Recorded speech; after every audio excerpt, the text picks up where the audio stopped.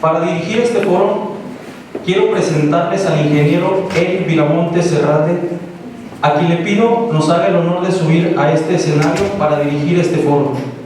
Pero antes, quiero mencionar que el ingeniero Eric Viramontes Serrate se ha formado personal y profesionalmente alrededor del sector agroalimentario y se ha dedicado a servir al agro mexicano desde hace más de 20 años.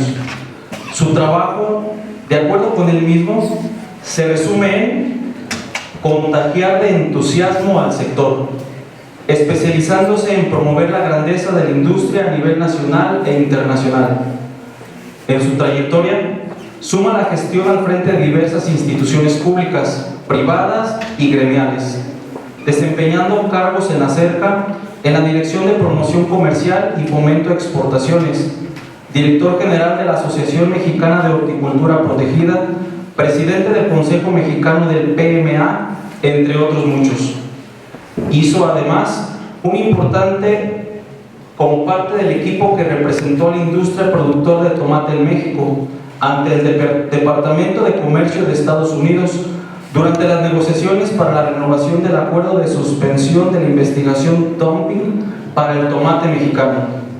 Contribuyó al incremento de importaciones de hortalizas de origen mexicano a la Unión Americana, equivalente a 13.5 millones de dólares anuales, entre otros logros destacables. Actualmente lidera las operaciones de la compañía Master Media Worldwide en México. Démosle un cordial aplauso, por favor.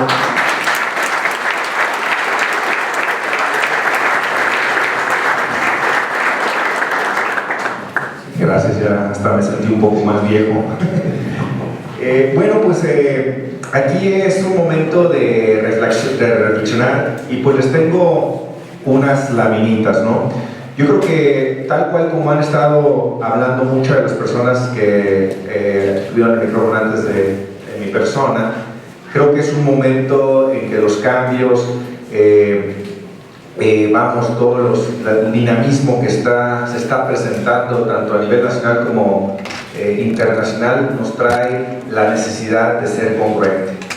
Y aquí les pongo una lámina, lo que a lo largo de mi vida se ha convertido en la regla de las congruencias.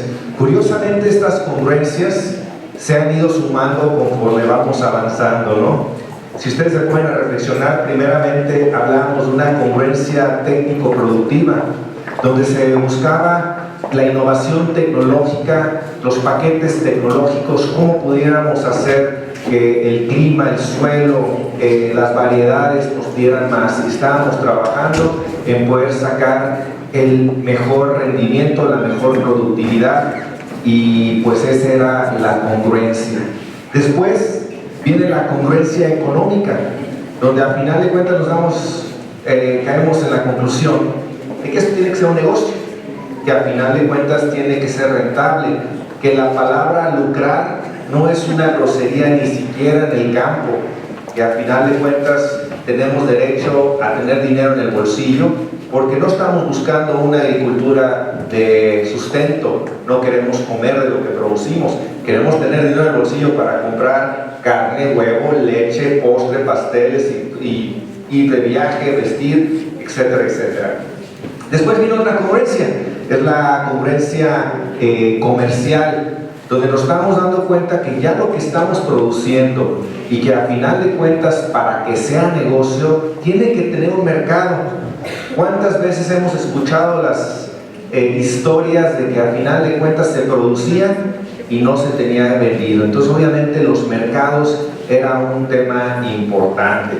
Después vamos hablando de la congruencia social, donde esta cada vez está cobrando más importancia, no solamente en el tema de justicia, de equidad, de formalidad de las personas que laboran en el campo, sino desarrollo humano, donde al final de cuentas hoy no estamos, está creciendo el número y tipo de profesionistas que ejercen hoy en el campo.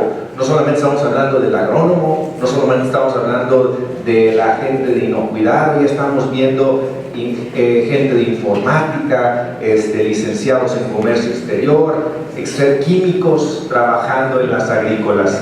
Y bueno, Hoy por hoy creo que a lo largo del día nos hemos dado cuenta que la nueva congruencia que se tiene que sumar rápidamente a nuestra actividad es la congruencia ambiental.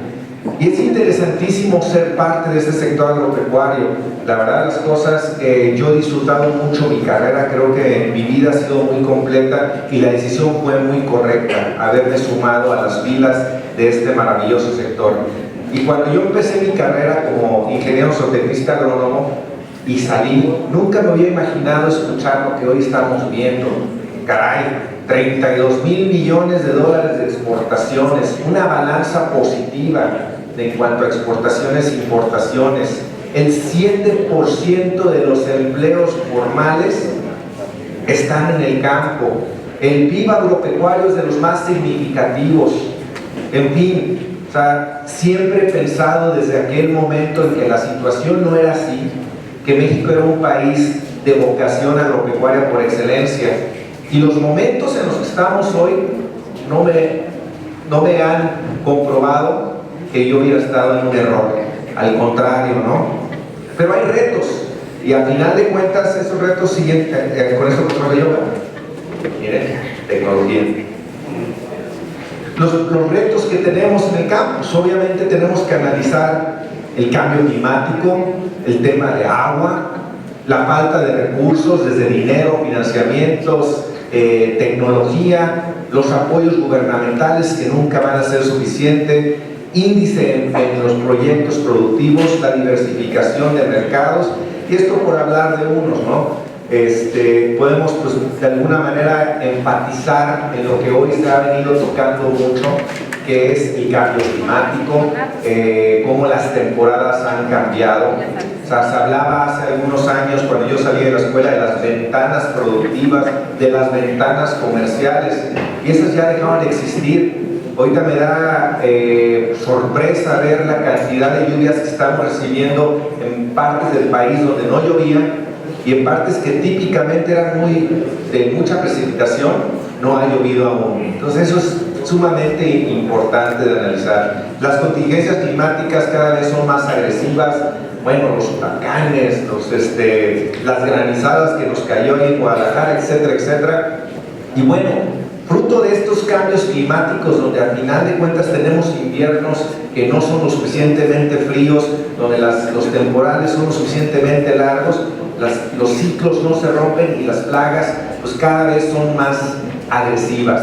Y esto yo lo puedo interpretar como simple y sencillamente la madre naturaleza intensifica su carga por defender el planeta, ¿no? Esto es una gráfica que yo creo que la han visto al cansancio. Hay un calentamiento definitivamente. Estos son ya cuestiones que se ven que se están convirtiendo cada vez en algo más típico, sequía, granizo, pero creo que todo el día hemos hablado de esto, ¿no? Igual también estamos dando resultados de los huracanes son más agresivos, los tornados, las inundaciones, el exceso, la luz solar haciendo más daños, etcétera, etcétera, ¿no? Escasez de agua y en otros lados pues sobra. Y un dato muy importante que es la degradación del suelo. ¿Quién iba a pensar dentro de todo esto que vimos positivo en el sector agrícola, que el suelo se está convirtiendo en una especie de extinción? Porque cada vez lo estamos degradando. Fíjense nomás que alarmante dato, el 42% de la superficie se está degradando. Estamos perdiendo nuestro suelo. Y bueno, un país que es de vocación agropecuaria no puede serlo si no tiene un suelo de por medio, ¿no? En fin, creo que los retos son incalculables y hoy tiene un gran significado, y me gustaría detenerme a pensar qué es lo que hoy está haciendo Agrivest, qué es lo que está haciendo estos 1000 años de experiencia que suman los talentos que se involucraron en este proyecto hace 6 años. Y a final de cuentas podemos caer en la conclusión de que somos más las personas que queremos hacer bien las cosas, de que a final de cuentas somos más los que queremos regresarle esta grandeza, esta excelencia y volver a contagiar el entusiasmo del campo. Y en este sentido, pues invitarlos Agribes no solamente es una empresa de biotecnología que está tratando de generar nuevas innovaciones para poder hacer una agricultura más racional, de mayor humanidad, sino también es todas las personas que podemos interactuar en estos proyectos. Y es por ello que este centro cobra una vital importancia. Fíjense nomás el tamaño del concepto: Centro de Transformación Agrícola. Enhorabuena, realmente nuestra agricultura merece una transformación. A final de cuentas somos lo que comemos, y si hacemos una mejor agricultura, pues vamos a hacer una mejor humanidad. Por eso, este momento, antes de invitar a las personalidades que tenemos en este panel de discusión, quiero hacerles la atenta invitación a formar parte del equipo de transformación Agribes. Y bueno, quiero aprovechar para presentarles el video institucional de Agribes. Si me hace favor con el video. Te gané.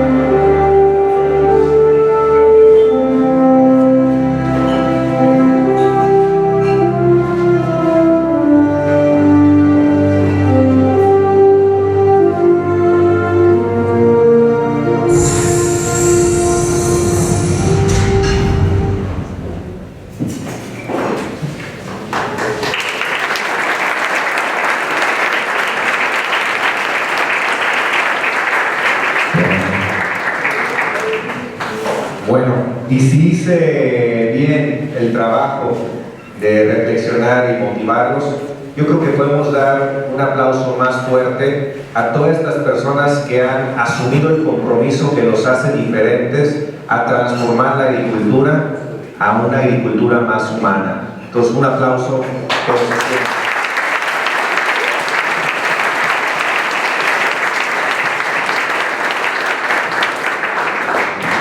Bueno, pues fue el momento emotivo del día, patrocinado por Agribes. En este momento, pues me gustaría invitar a nuestros panelistas a que se puedan aquí acomodar en la salita, se ve muy cómoda. Quisiera invitar a José Atahualpa Estrada Aguilar, si puede acompañarnos aquí. A Manrubio Muñoz Rodríguez, también se nos puede aquí acompañar al frente. Y a Luis Fernando Aro, si nos hace el favor de pasar.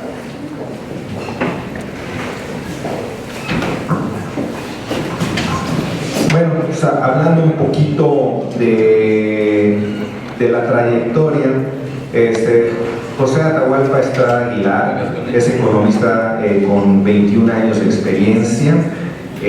Ha estado en el Instituto Nacional de Administración Pública, especializado en proyectos de inversión, el Colegio de Postgraduados México 2003 en Diplomado de Agronegocios. También FCS Stone en Estados Unidos, seminarios administrativos de riesgo, en el Instituto Panamericano de Alta Dirección de Empresas y para esta su experiencia, su formación, perdón. Actualmente colabora como asesor en temas de producción agrícola sustentable en la Secretaría de Alimentación y Competitividad, próximamente Subsecretaría de Autosuficiencia Alimentaria, SADER. También quiero presentarles a Manrubio Muñoz Rodríguez. Él tiene un doctorado en Economía Agroindustrial por la Universidad Autónoma de Chapingo.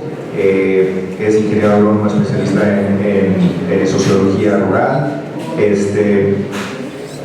Su experiencia pues es fundador de la Grosel Consultores SC, empresa de la cual ha capacitado a personal de muchas instituciones.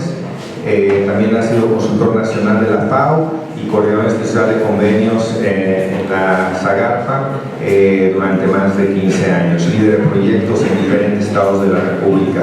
Es mucha información curricular de nuestros invitados. Pido una disculpa si lo estoy tratando de obviar, pero obviamente quiero aprovechar más el tiempo de su experiencia que en su presentación, y desde luego también no al último, a Luis Fernando Aro Encías, es ingeniero agrónomo fitotecnista, egresado de la Escuela de Agricultura y Ganadería de la Universidad de Sonora. Se ha desarrollado como asesor técnico en diferentes proyectos de la costa de Hermosillo, Sonora. Ha estado como director en algunas organizaciones de productores agrícolas, tal como la Unión de Crédito Agrícola de Hermosillo, entre otras. Fundador del Consejo Mexicano Vitivinícola, y actualmente pues es el director general del Consejo Nacional Agropecuario. Y bueno, pues en este momento me gustaría dar espacio, ahora sí que empezando por el último, a Luis Fernando Aro Encías, si nos puede dar su presentación. Muchas gracias una vez más. Si pueden poner la presentación, por favor.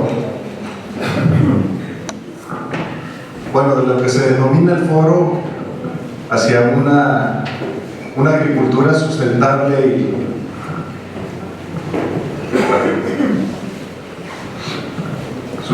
y rentable.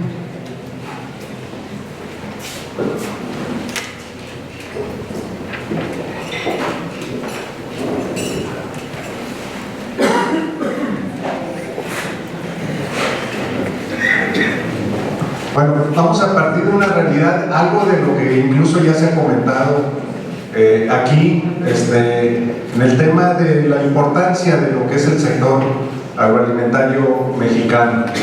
El sector agroalimentario explica prácticamente casi el 8% de lo que es el total de nuestra economía. Generamos el 14% de los empleos formales, estamos hablando de más de 7 millones de personas que se dedican a la agricultura. El tema del sector agroalimentario explica el 8.1%, más o menos México exporta alrededor de 350,000 millones de dólares, el 8%, que son alrededor de 35,000 millones de dólares, lo hace el sector agroalimentario. Y este dato es muy interesante porque pocas gentes lo conocen, que las divisas que genera el sector agroalimentario pues superan a las divisas que generan las exportaciones petroleras, el turismo, incluso las remesas que llegan de otros países a México. Como ven ahí, pues ha crecido exponencialmente las exportaciones agroalimentarias. Hay un boom porque en 1994, aunque no está ahí, exportábamos alrededor de 4.800 millones de dólares. Ahorita en 2018 ya estamos hablando prácticamente de 35,000 millones de dólares de exportaciones. La balanza agroalimentaria tradicionalmente pues teníamos un déficit de la balanza agroalimentaria, ya a partir de 2015 pues ya tenemos un superávit, y es un superávit que sigue creciendo. ¿Por qué quiero destacar esto? Porque el sector agroalimentario es importante en México, y lo importante y lo interesante es que tiene un potencial incluso para poder seguir creciendo. Somos el primer proveedor de alimentos para Estados Unidos. El 20% de lo que importa Estados Unidos en alimentos lo hace desde México. O sea, sí es un sector importante.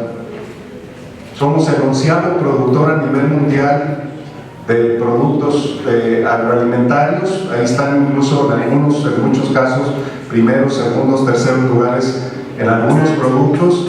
Y no nomás en la parte agrícola, también somos importantes en la parte pecuaria, en la producción de cárnicos, en la producción de pescados y mariscos. También somos importantes y ocupamos a nivel mundial también lugares muy importantes. Somos el 10º exportador a nivel mundial de alimentos. Destaca el tema, bueno, de primeros lugares como la cerveza, el aguacate, el tomate, el tequila y otros productos entre los cuales también somos importantes. Esta es la parte bonita del sector, esta es la parte que pues, realmente es un tema de presumir, es un tema donde nos sentimos orgullosos de que tengamos este sector agroalimentario exitoso, pero también hay que reconocer que tenemos otra realidad, y es esta: el 25% de la población vive en las zonas rurales. Estamos hablando de alrededor de 28 millones de personas en México que viven en las zonas rurales, y desafortunadamente la pobreza que vivimos en nuestro país está concentrada alrededor del casi 60%, 58% en esa zona rural.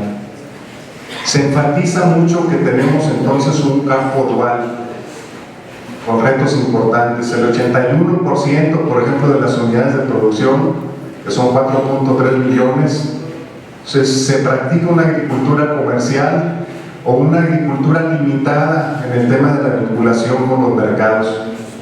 Y solamente el 19% de las unidades de producción, que son menos de 1 millón de unidades de producción, pues es lo que se clasifica como agricultura empresarial. Yo realmente hago una división, y para mí hay, no dos, hay 3 realidades en el campo. Hay un campo dinámico, exitoso, que es el que genera las exportaciones agroalimentarias, los números que veíamos ahorita. Es un campo competitivo, es un campo exitoso, así lo podemos clasificar, pero hay un intermedio, hay un campo, también un sector en desarrollo que busca competir, que es el que realmente compite, y aquí entra mucho el tema de los productores de granos en este país, y hablo de los productores comerciales, que requieren apoyos porque realmente son los que están compitiendo contra productores de otros países, y es esa parte intermedia. A lo mejor la parte del sector exportador pues no requiere de apoyos, no requiere de subsidios, no requiere, pero en esta parte, como en muchas partes del mundo, sí requiere de esos apoyos. Y está la otra parte, ese sector empobrecido, ese sector de menor escala, que a veces no tiene acceso a los apoyos. Hoy se definen una serie de apoyos importantes para poder atender este sector de la población que no tiene acceso a financiamiento, que es de baja productividad. Bueno, se está trabajando por ello. Tenemos una gran oportunidad, y lo importante es, pocos sectores de la economía, y fíjense lo que les voy a decir, tienen garantizado algo: la demanda de alimentos es creciente. No todos los sectores de la economía pudieran tener garantizado que están en un sector que va a seguir creciendo a través del tiempo. Y algo lo comentaba Eric aquí también. Vean nada más la demanda de alimentos que se estima para el 2000, ahí viene el 2030, es una información de la FAO, una información de un artículo brasileño, pero al 2050 pues tenemos que incrementar la producción al menos en un 60%. Hay algunos organismos que estiman que de hecho debemos de incrementar al doble lo que actualmente estamos produciendo. Y también, como se comentaba ahorita, ¿cómo le vamos a hacer para incrementar al doble de lo que estamos produciendo ahorita?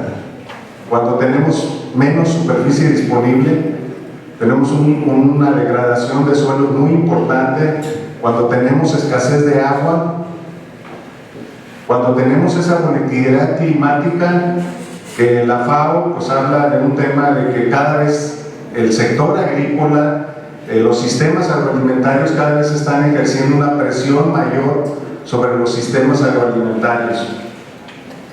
Y la única manera que podemos atender este reto es a base de elevar la productividad. No hay mucho más frontera agrícola, no hay más agua para poder desarrollar en otras regiones. Tenemos que elevar la productividad. Y yo hablo de la productividad por metro cúbico de agua que utilicemos y por superficie. ¿Cómo podemos ser más eficientes y ser más productivos? Requerimos de políticas públicas adecuadas. No hay un sector a nivel mundial exitoso que no tenga una política pública atrás de ella que sea de mediano y de largo plazo. Y aquí podemos ver cómo en Estados Unidos tienen un Farm Bill, que es prácticamente una política agrícola que se define a 5 años. Vean nada más la cantidad de recursos que invierte Estados Unidos para Estados Unidos el tema de producción de alimentos es un tema de seguridad nacional. 428 billones de dólares en 5 años. ¿Qué es lo que provee para los productores de Estados Unidos estos apoyos? Pues una red de seguridad, una red de seguridad, una red de certidumbre para los productores que se dedican a la producción de alimentos. La Unión Europea también ha aumentado, es una política pública, la política agrícola común de la Unión Europea está incrementando sus ingresos. Japón también cada vez genera más apoyos al sector, ahí habla de un pago directo para ayudar al ingreso de los productores, y independientemente de su tamaño de explotación. Creo que esto es importante porque creo que se ha polarizado mucho el tema, que voy a comentar más adelante al respecto. China también tiene un plan quinquenal donde incrementa sus apoyos. China es el gran productor y también consumidor de alimentos, y muchos otros países también pues están modificando sus políticas públicas. Brasil, Perú, bueno, la propia Unión Europea están cambiando sus políticas públicas. Hay algunos puntos que son comunes en esas políticas públicas. Todas van dirigidas a incrementar la producción doméstica de alimentos. Todas ofrecen o tratan de dar certidumbre a los productores. Muchas de ellas tienen presupuestos multianuales, son políticas que no son de sexenios, trascienden los sexenios, son multianuales, y tienen una diferenciación en cuanto a aquellos programas que van dirigidos al desarrollo social, a lo que es el tema del desarrollo productivo. Tienen el tema de innovación y sustentabilidad y tecnología, también lo tienen incorporado, y un tema muy importante que creo que es base de esta reunión y de este foro, el tema de sustentabilidad. ¿Qué es lo que pasa en México? Bueno, la Secretaría de Agricultura ha definido prácticamente 3 ejes para el tema de lo que es el sector agroalimentario, la soberanía alimentaria. Uno es el tema de productividad, sustentabilidad e inclusión. Como Consejo Nacional Agropecuario, nosotros elaboramos una propuesta de modelo de política pública que también tiene esas características, con una visión 2030. Está basado en 6 modelos estratégicos, uno de investigación, de innovación, de producción sustentable, cambio climático, un tema de encadenamiento productivo, de comercialización y diversificación de mercados, de bienes públicos y un tema de bienestar laboral. ¿Qué fue lo que hicimos con nuestra propuesta? Hicimos una alineación con los objetivos y los pilares del nuevo gobierno. Nuestras propuestas de acción las alineamos con cada una de los pilares del nuevo gobierno, y la verdad es que hay muchas similitudes. También lo alineamos con las propuestas de acción del nuevo gobierno. La idea aquí es cómo trabajamos conjuntamente entre sector y gobierno para hacer un campo más productivo, más incluyente y más sustentable. Estamos trabajando de la mano con este nuevo gobierno. De hecho, tenemos una agenda ya común donde definimos cada una de las acciones responsables por parte, por ejemplo, de la Secretaría de Agricultura y la parte del sector productivo. Y bueno, aquí lo importante es, queremos una agricultura más productiva, más sustentable y más incluyente. Bueno, ¿cómo le hacemos? Si queremos una agricultura más productiva, tenemos que definir, por una parte, cuál es la vocación productiva regional. A veces lo que pasa y lo que sucede es que queremos producir algo en donde a lo mejor no son las condiciones más adecuadas para poder hacerlo. Tenemos que definir en cada una de las regiones qué es lo más competitivo, lo más sustentable y lo más productivo que podemos desarrollar y que pueda también generar una agricultura más rentable. Porque no necesariamente productividad está ligado a rentabilidad. Hoy en día uno de los grandes retos que tenemos es cómo bajamos los costos de producción de muchos de los productos que tenemos, cómo lo hacemos más eficiente. Estamos produciendo un ejemplo, por ejemplo, el maíz en Sinaloa, donde los costos de producción son el 71% más elevados que, por ejemplo, un productor de Estados Unidos en la franja del maíz. O sea, tenemos que ver, sí son muy productivos, 12, 13 toneladas por hectárea, pero ¿a qué costo? Es una parte donde también tenemos que trabajar. El tema de utilizar, si queremos ser más productivos, pues tenemos que utilizar paquetes tecnológicos, eso es fundamental. El tema de financiamiento y de los programas de apoyo, de aquí sí, no me detengo, pero sí hago mucho énfasis en un tema que los programas de apoyo tienen que ir enfocados a elevar la productividad. El tema de programas sociales, hay otras secretarías que se deben dedicar al tema de atender los problemas sociales de este país, y una de las formas de poder sacar de la pobreza a muchos es hacerlos más productivos, entonces que tengan un enfoque de productividad y el tema de la eficiencia de costos que señala ahorita. Una agricultura más sustentable, ¿cómo?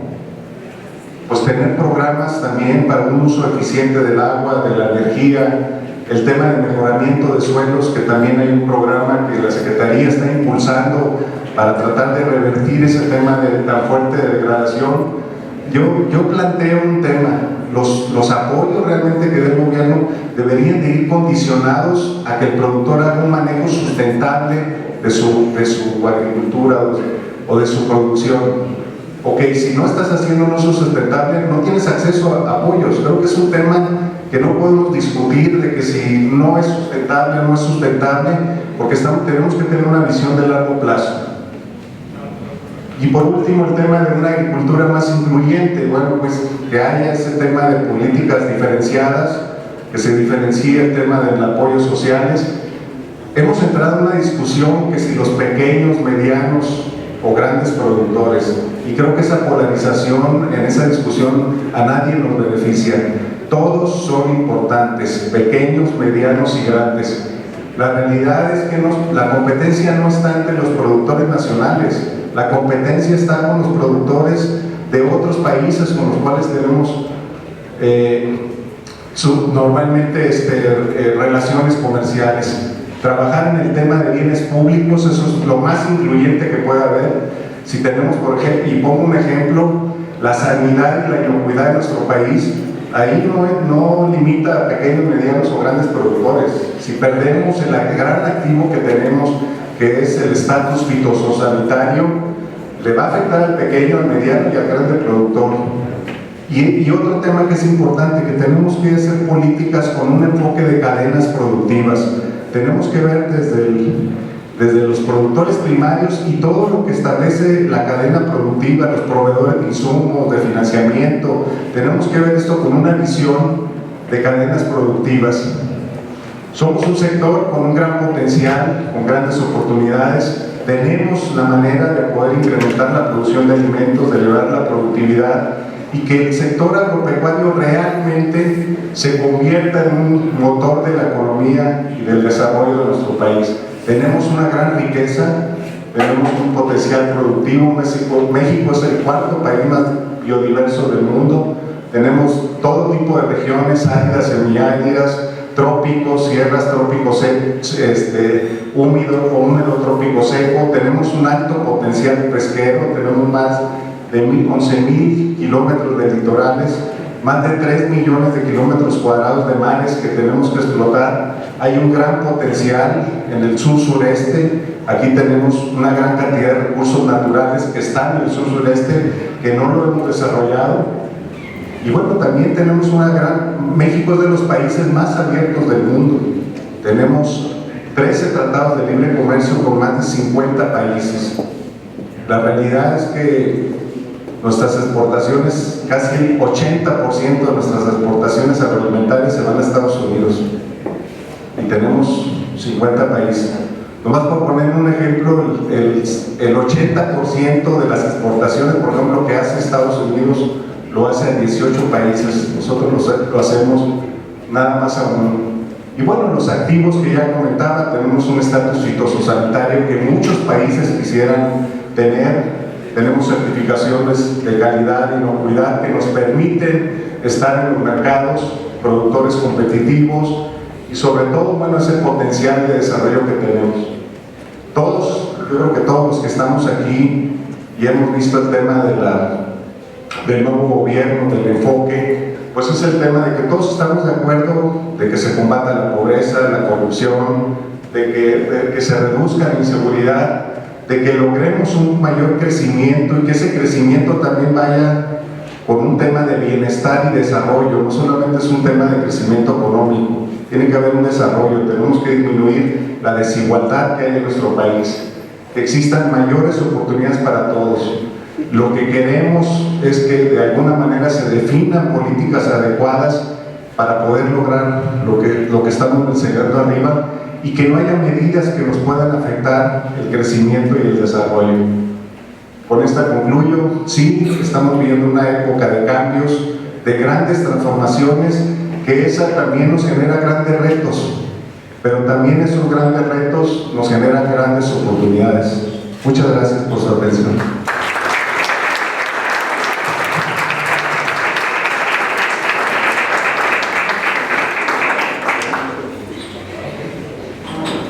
Le pedimos, por favor, a Arturo Muñoz Rodríguez, que puede tomar el micrófono.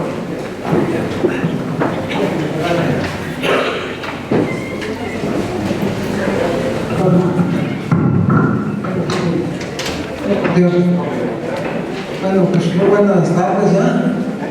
Antes que nada, felicidades a Iglesia por estos 6 años, digamos, de dar la luz, pero muchos años de clase que usaron. Y pues agradecido más por haberme invitado. Miren, yo me gusta desentonar siempre porque estamos en un momento que además aquí en esta silla está desentonando del ámbito de la innovación. Y me da gusto tener a jóvenes, de hecho puede dirigir mucho a los chavos, esos que tienes aquí transformando el futuro. Es un buen hombre que está. Estoy leyendo un libro que me movió el tapete, está de joya, me leyeron ustedes, que se llama De animales a dioses. De animales a dioses. Y hay un capítulo, que es en la parte 2, que se llama La Revolución Agrícola.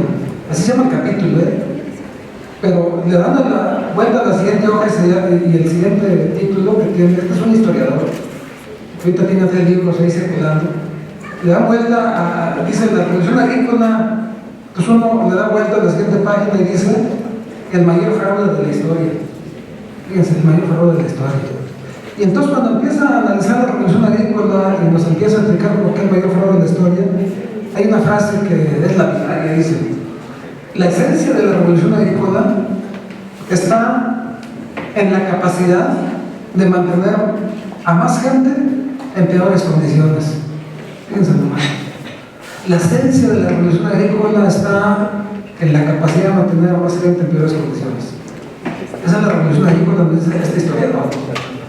Bueno, leyendo esto, el título que le ponen ustedes a esta mesa, que se llama Hacia una agricultura sustentable y rentable, realmente, yo no sé si lo hicieron para que sea bonito el título, pero combinar las dos cosas, sustentable y rentable, no ha sido propiamente, pues digamos, lo que ha hecho el hombre. O una de las dos, o es rentable, pero no sustentable. Y si es sustentable, pues no es rentable, pero las dos cosas juntas no se han podido. No se han podido hasta ahorita.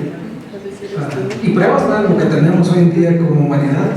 O sea, ustedes al final, la agricultura ha sido en buena medida también corresponsable de esta situación. O sea, ustedes saben, 2/3 partes, digamos, casi la mitad, digamos, del planeta está ocupada por la agricultura. quitando, digamos, lo que está con hielo y lo que está en desierto, ¿no? La mitad, ¿sí? 2/3 partes del agua dulce de este planeta se usan para la agricultura, ¿sí? Entonces, en buena medida la agricultura, efectivamente, lo que ha hecho es esto. Y hoy en día tenemos, efectivamente, ahorita nos dabas una serie de números muy rentables en la agricultura. O sea, México ha destacado, pero un costo ambiental increíble, pues, y no solamente México, es un tema global, ¿sí? Entonces, pues es más o menos casi una tercera parte de las emisiones de gases de efecto invernadero los hace la agricultura, toda la cadena productiva, ¿sí? Entonces, tiene una gran responsabilidad la agricultura. Entonces, yo te puse, efectivamente, los números de todo lo que es crecimiento poblacional nos dicen que tenemos que incrementar pues, arriba del 60% de la producción de alimentos para 2050. Eso en productos no cárnicos, porque en carne también tenemos que aumentar un 70-80% la oferta de alimentos para alimentar a todos esos nuevos habitantes que van a poblar el planeta Tierra, ¿sí? Y si ya tenemos lo que tenemos, imagínense lo que implica casi duplicar los alimentos de la forma en que lo hemos hecho, simplemente esto no es posible. Entonces está claro que la agricultura tiene que producir, sí, pero también tiene que proteger y también tiene que prosperar. Producir, proteger, prosperar. Las tres cosas, hasta ahorita no ha sido posible.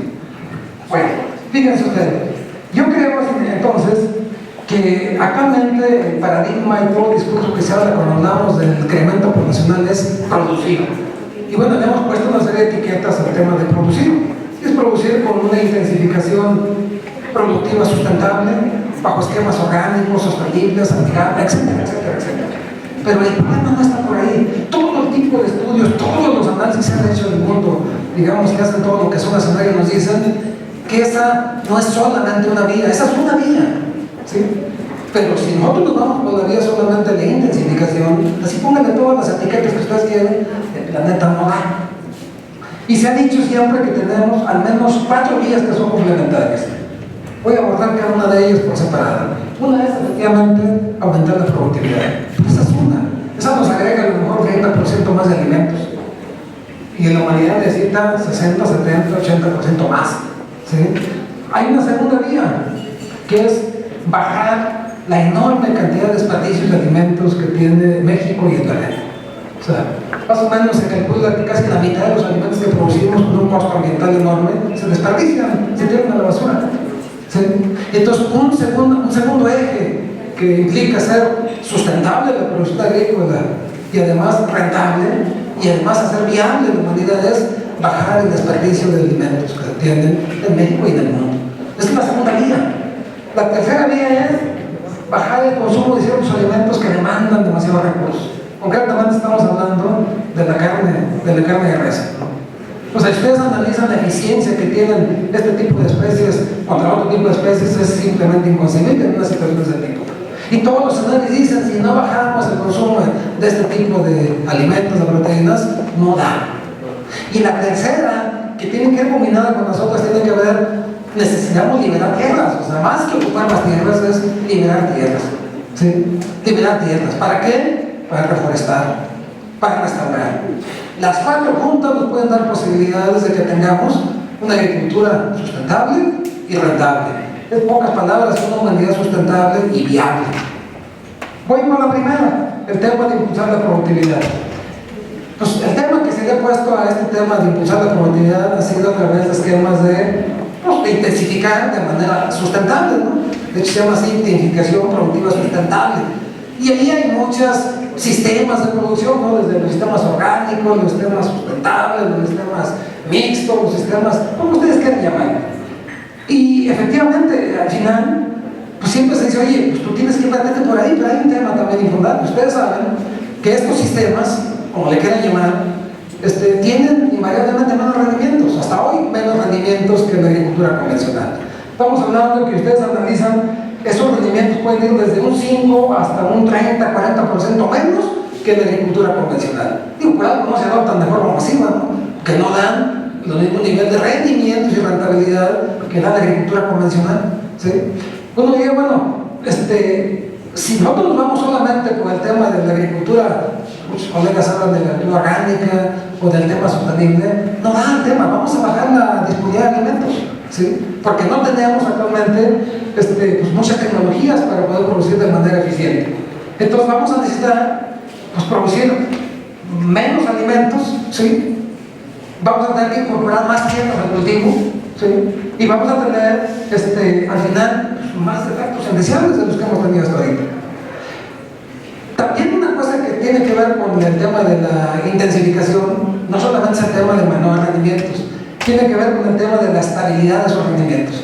Ustedes analizan todo tipo de, cuando se analizan modelos de agricultura sustentable, sostenible, orgánica, con la agricultura convencional, van a ver que los rendimientos en la agricultura convencional son muy consistentes, ¿sí? Pero en la agricultura, digamos, no convencional, tenemos un problema de estabilidad en donde que te suben o te bajan los rendimientos entre 15, 20, 25%. ¿Y por qué nos bajan? Bueno, primero, no tienen la misma habilidad que tienen, digamos, los convencionales de mantener a raya las plagas, a las enfermedades, a las malas hierbas que se llaman, ¿no? O sea, nosotros tenemos mucha manera de poder controlar plagas, enfermedades y hierbas no deseables, ¿sí? Pero en la agricultura convencional todavía no tiene eso. Entonces eso nos provoca, digamos, que no podamos, digamos, tener estabilidad de rendimiento. ¿Cuál es la segunda cosa? Al final, el tema de la asimilación de los nutrientes, o sea, la ingeniería química o la agronómica ha trabajado mucho para asimilar rápidamente los nutrientes de síntesis química, no así los que no son de síntesis química, los orgánicos, se liberan de manera mucho más lenta. Aunque también, si trabajamos con consorcios microbianos, digamos, me ha demostrado que de raíces pueden desarrollar mucho más capacidad de expandirse, de profundizarse, ligado con temas de labranza, y pueden aprovechar una serie de nutrientes que no aprovechan en esquemas convencionales. ¿Cuál es la otra también? Pues todo el tema de mejoramiento genético pues, se ha hecho para destacar precisamente la capacidad de las plantas de responder a altos usos de insumos. Ustedes van a ver maíces, trigos, todo tipo de variedades, ya sean híbridos o variedades mejoradas, están hechas para responder a alto uso de insumos, ¿sí? Y no tenemos en la parte del mejoramiento genético variedades o plantas que puedan responder a esas condiciones. Entonces eso hace de que los rendimientos se nos caigan y que no sean tan estables. Entonces, también es cierto que si nosotros pensamos por esa vía de pensar solamente en la intensificación sostenible, ¿qué vamos a tener? Es un cambio en los patrones de cultivos. Ustedes pueden ver cómo hay un estudio que hizo en Alemania, por ejemplo, cuando se da la unificación de Alemania, se hicieron un estudio para ver los sistemas agrícolas en ambas Alemanias. Y lo que se ha encontrado, por ejemplo, en esos países, pues cambió la agricultura convencional en mucho hacia orgánica, por ejemplo, que le llaman, ¿sí? Y se aumentó la biodiversidad, ¿sí? Pero se redujo a la mitad la producción de alimentos. Pero la paradójica es que baja la mitad la producción de alimentos en ambas Alemanias, pero se duplican las ganancias. Porque pues, los alimentos que siempre tienen este tipo de etiquetas se venden mucho mejor. Entonces, ¿cómo? En general, el tema de la sostenibilidad o de la intensificación sostenible o de prácticas orgánicas que implican sellos, ¿sí? O estándares voluntarias, eso tiene un sobreprecio en el mercado. Y eso lo que lleva es a que la gente pues, cambie de cultivos que no son tan atractivos a cultivos que son atractivos, como frutales, como hortalizas, etcétera, etcétera. ¿Y qué nos baja? O sea, los escenarios de pensando en un esquema de conversión al 100%, en esquemas de agricultura sostenible, nos dicen que más o menos bajamos la superficie cosechada en un 30-35% en los cereales primarios, como trigo, maíz y arroz, que son los primeros que la gente deja de producir cuando hacemos este tipo de esquemas. Y al final, si nosotros hacemos todo el efecto combinado del tipo de cultivos que se sembrarían, pues tendríamos una producción del orden de 30% menos en un escenario de conversión de agricultura convencional a agricultura sostenible. Básicamente por un tema de incentivos de mercado. No me voy a pasar de café, ustedes ven café. El café, por ejemplo, hoy en día, más o menos el 40% de la oferta global de café tiene un estándar voluntario de sostenibilidad. 4C, orgánico, rainforest, comercio justo, 40%. Pero ustedes van a ver que ahorita los productores tienen en los últimos 13 años el menor precio que jamás hayan tenido en 13 años. Bueno, 13 años, menos de $1 por libra. Oye, no que el tema de la sostenibilidad que iba a sacar adelante, y mucha gente se fue por esa vía. Y sin embargo el mercado se fue por el tema de la calidad. ¿sí? Y entonces ahorita tenemos una sobreoferta de productos de café que tienen un estándar voluntario de estabilidad y los productores en la peor condición en los últimos 14, 15 años. ¿Sí? Entonces, yo creo que si algún cultivo nos da lecciones de por dónde caminar también, el café es un buen ejemplo. Entonces, pues el cambio, este tipo de baja de rendimientos, el tema de no estabilidad en los rendimientos y el tema de los incentivos que van al mercado para cambiar patrón de cultivos, no necesariamente nos dicen que la única vía tiene que ser o de intensificación productiva sostenible. Vamos a tener en el largo plazo que tener que revisar y decir, oye, pues esta no es la vía, porque tenemos incluso menos oferta de alimentos. Entonces, esa es una vía, pero no es la única. Entonces, al final, está claro que la agricultura, digamos, la intensificación, el aumento de productividad, sí es una vía, pero no da por sí sola. No da por sí sola. Entonces, nosotros pensamos, fíjense, a mí me da un poco de esperanza. Hay una lista que sale cada año, ya tiene 7 años sacándola, que se llama de las 50 empresas disruptivas a nivel global. Las 50. Ya son 7 años que sale esa lista. Y en las 6 listas anteriores, con la excepción del 2009, nunca había salido una empresa agrícola. Y en la del 2009 salió una empresa agrícola y era el número 1 como empresa disruptiva a nivel global. Esa empresa se llama IndyWag, ¿sí? IndyWag. Y ustedes se fijan, si yo no le quito IndyWag y le pongo Agrobest, yo digo que es más o menos los dos. Y es la empresa número 1 que es hoy en día. Es una empresa que tiene menos de 2 años de haberse creado. Ya vale $7 millones, ¿sí? Ya recogió $700 millones. Y básicamente lo que está haciendo es un esquema de crear, pues, ¿cómo le vamos a llamar? Bacterias, microbios y todo eso que vayan orientados a, pues, pensar en una nueva agricultura. ¿Sí? Entonces, pues yo digo que de repente Agribest va en ese camino, pero es un camino que apenas está empezando a dar. Y en ese camino están empedrados en un resto. O sea, las empresas, digamos, convencionales, obviamente van a hacer todo lo que tengan que hacer para rentabilizar las inversiones, las marcas, los productos que ya tienen. Pues van a estar coexistiendo en las dos vías. Y está claro que la otra vía, la de agricultura convencional, nos lleva años. Pero a mí me da esperanza el hecho de que esté la empresa número 1 como disruptiva a nivel global, sea una empresa que yo le podría poner Agribest. No se llama así, pero se llama algo parecido. Entonces, esa es la primera vía.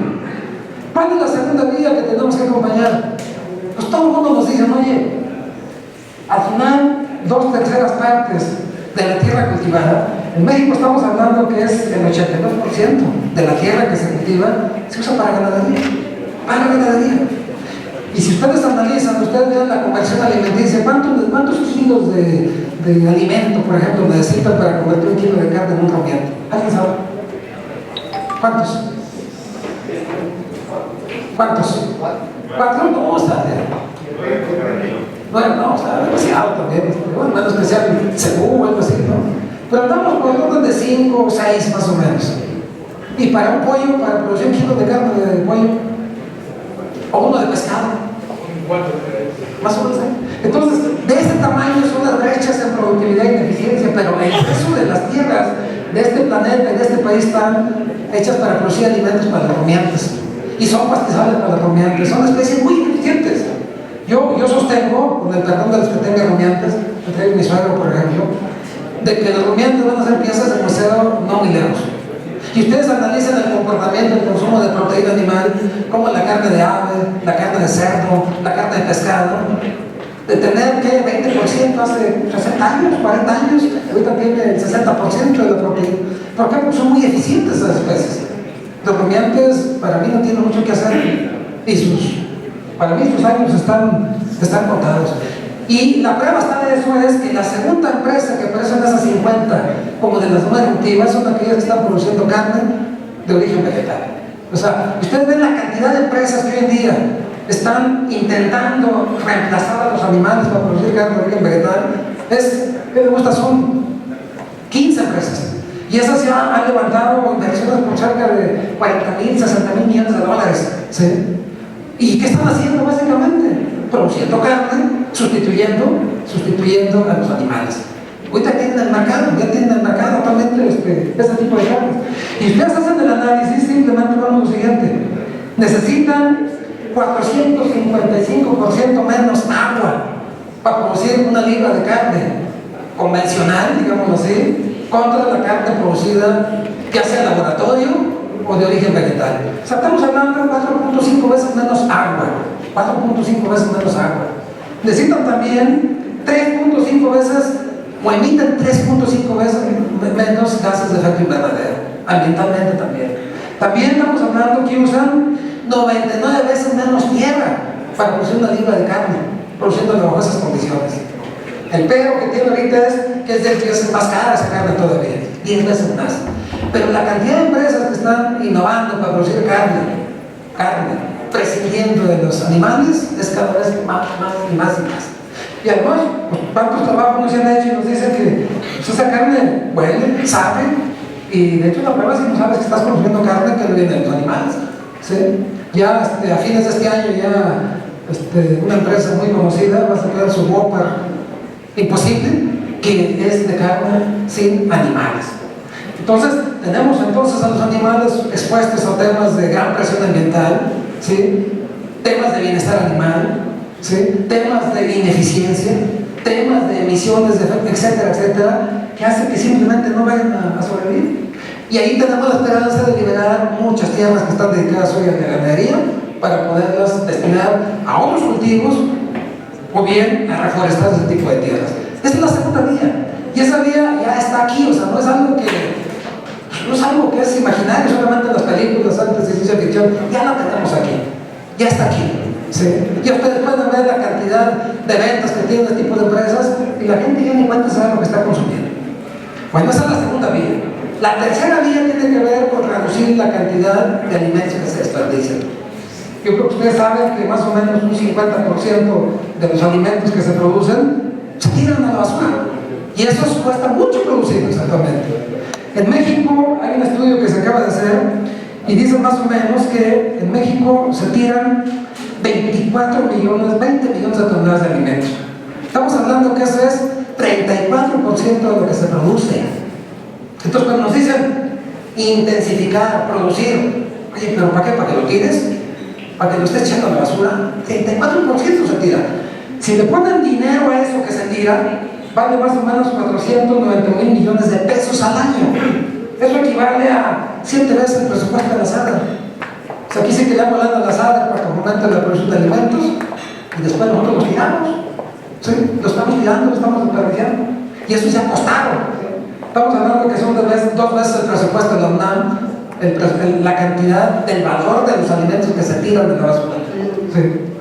Entonces, pues actualmente muchas de las causas del desperdicio de la tienen que ver desde la cadena de producción, desde el campo, toda la cadena de transformación y comercialización, llegando al supermercado hasta el hogar.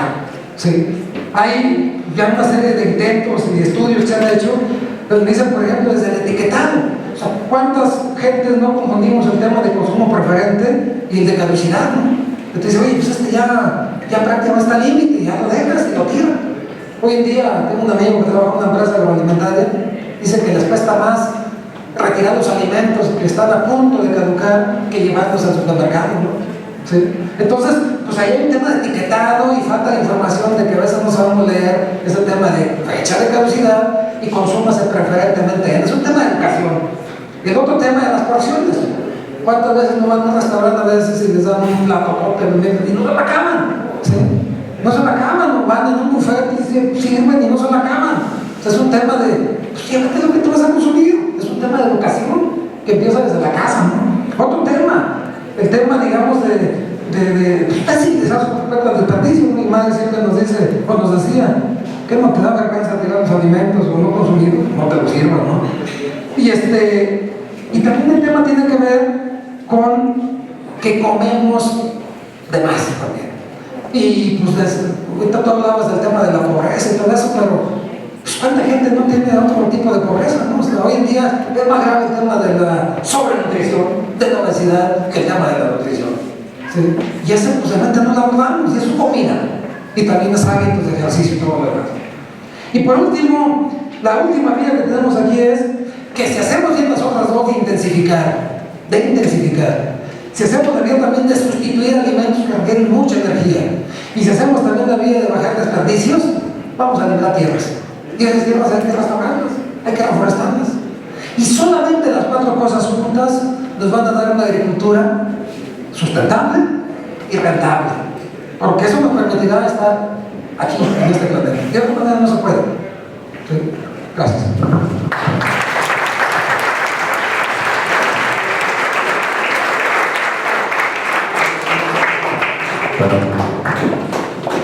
Y por último le damos también lugar a la palabra a José Atahualpa Estrada, por favor.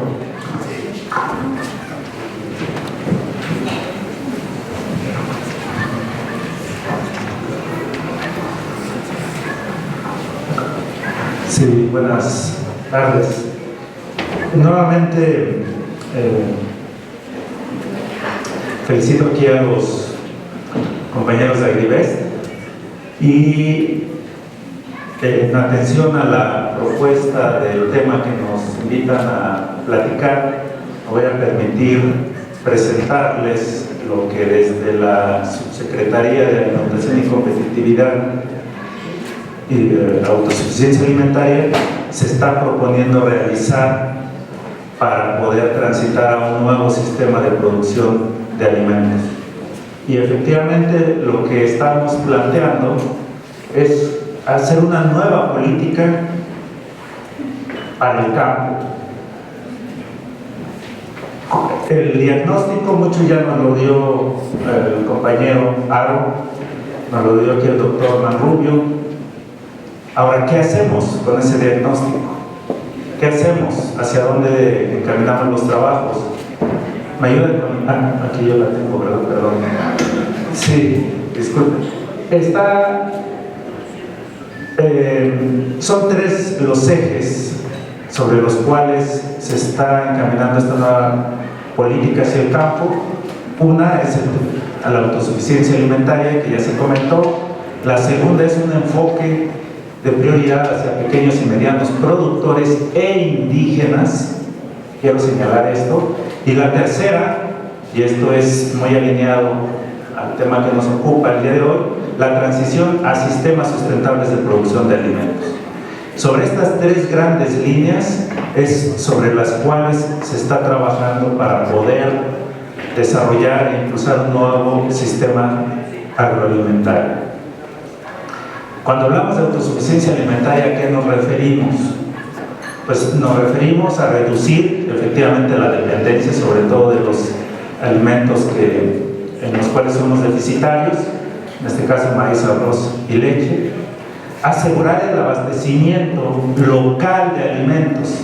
Una parte de lo que se estaba platicando anteriormente del tema de los desperdicios tiene mucho que ver con que hay un turismo de alimentos, ¿verdad? Y esto nos implica desperdicio.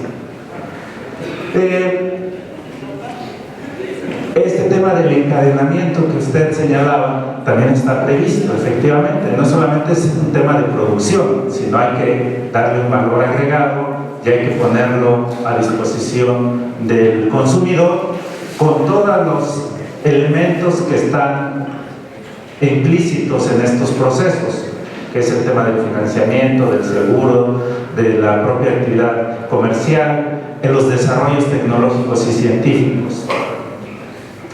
El otro enfoque de este tema de autosuficiencia alimentaria es cuidado hacia el medio ambiente. Y por último, y no menos importante, cuando nosotros hablamos de autosuficiencia alimentaria, no solamente hablamos del tema de alimentos, también estamos involucrando un tema de medios de producción, medios para la producción. Ser autosuficientes en los insumos y en las tecnologías que requerimos para producir esos alimentos. Actualmente importamos no solamente alimentos, importamos tecnología, importamos insumos, importamos semillas, insecticidas, todo lo importamos, ¿verdad? Entonces, el concepto nuestro de autosuficiencia alimentaria también implica ser autosuficientes en la producción de nuestros insumos, en volver a ser soberanos en el tema de tecnología.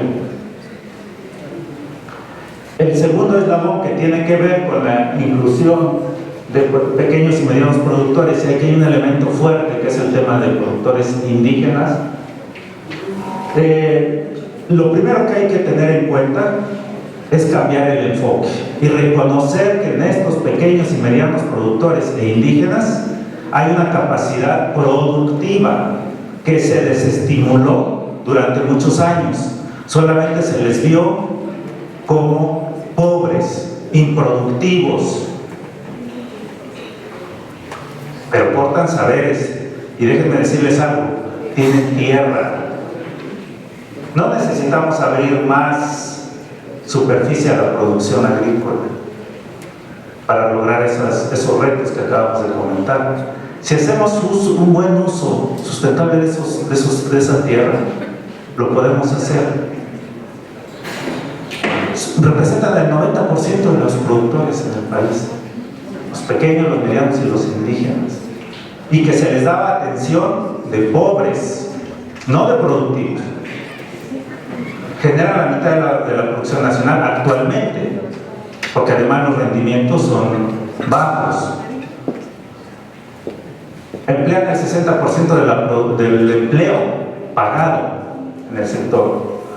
Lo que ya comentaba, más o menos en los ejidos y las comunidades, más o menos es la mitad de la superficie del territorio agrícola nacional. Si le ponemos la superficie bajo en comunidades indígenas, llegamos al 70%. Y déjenme decir, mucho de esto abandonado, subutilizado. Entonces aquí está un gran potencial.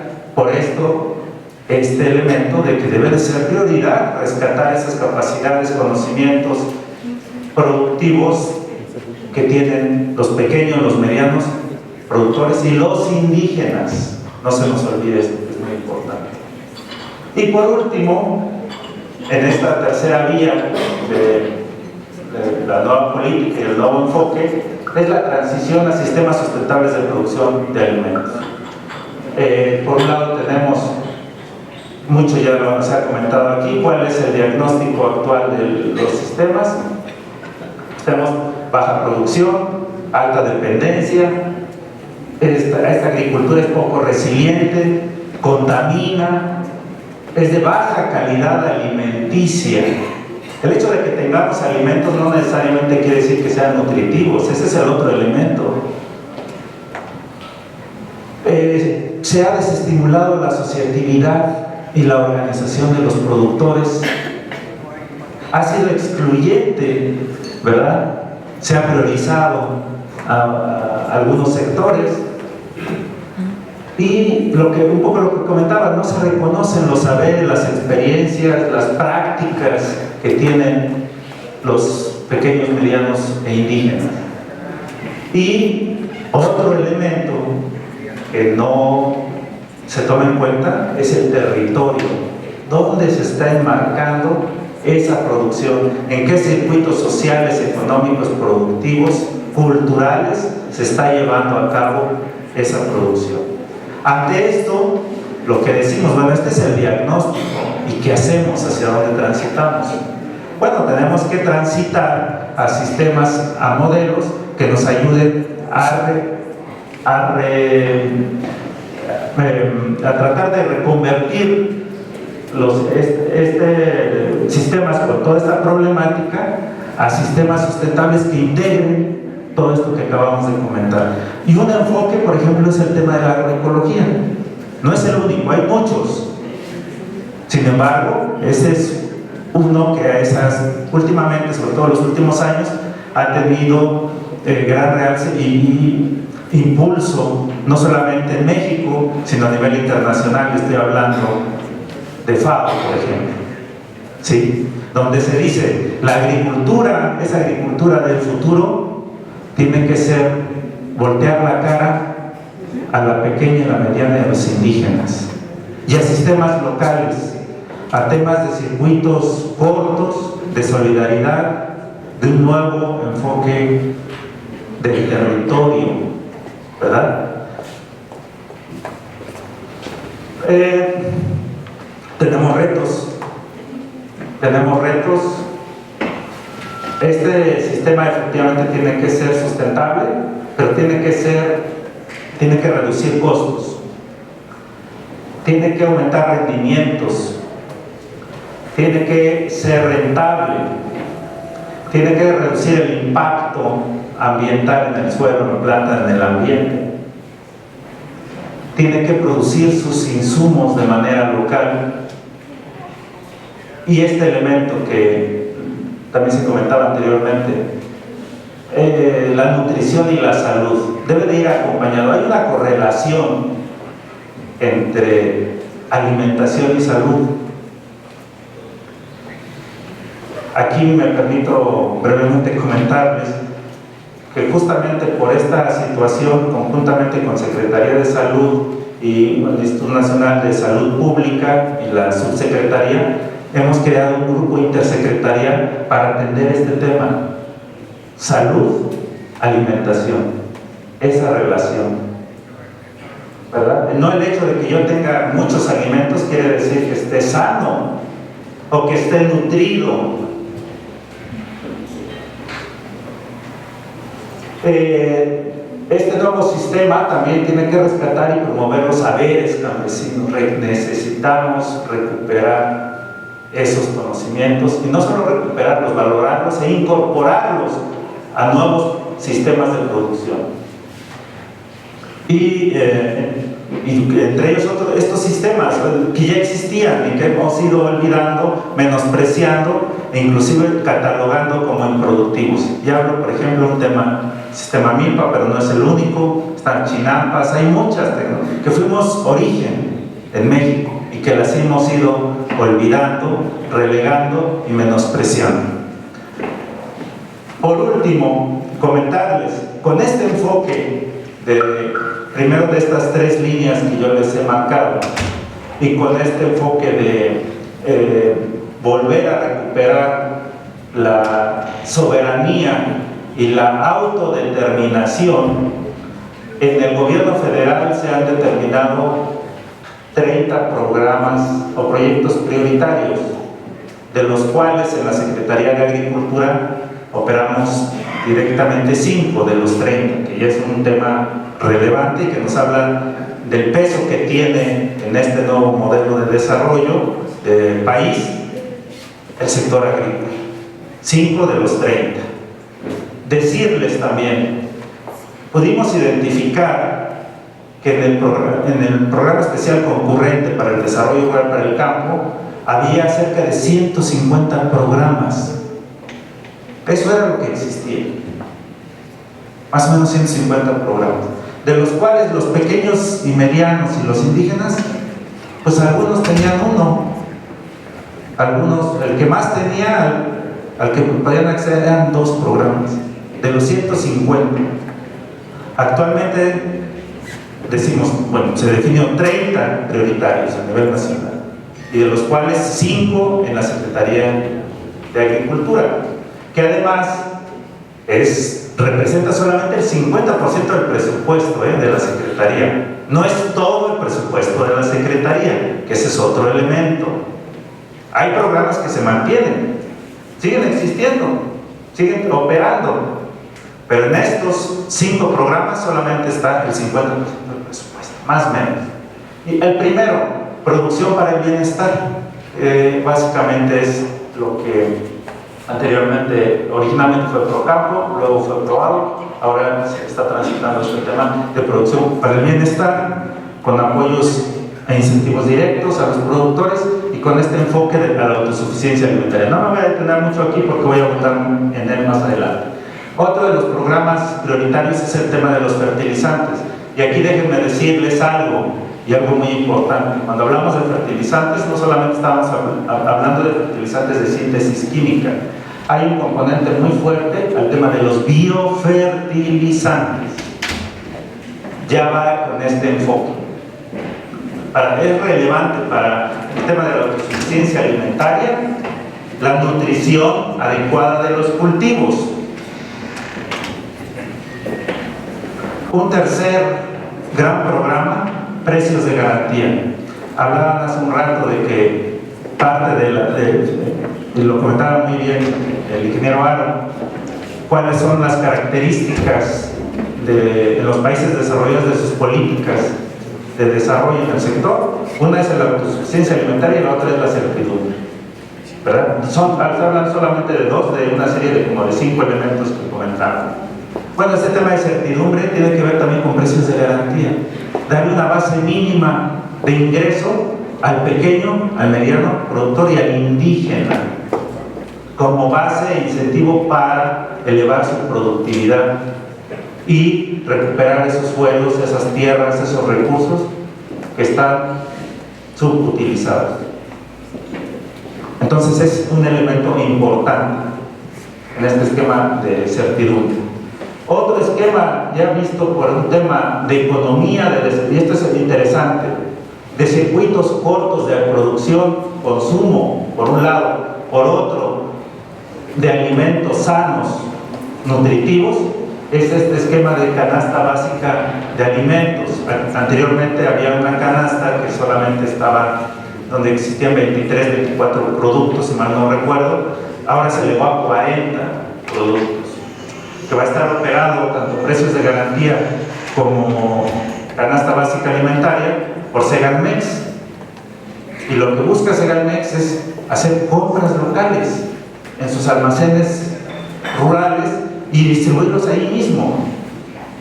No es el gran traslado, o habrá algunos lugares donde habrá que movilizar los alimentos, pero serán cortos, circuitos cortos.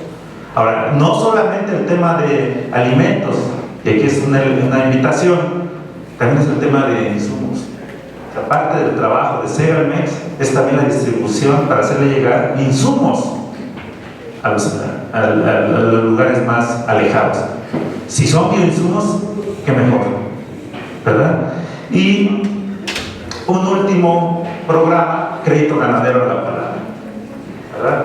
Entonces, estos son los 5 programas prioritarios que están dentro de la Secretaría de Agricultura actualmente y que forman parte de los 30 estratégicos del país.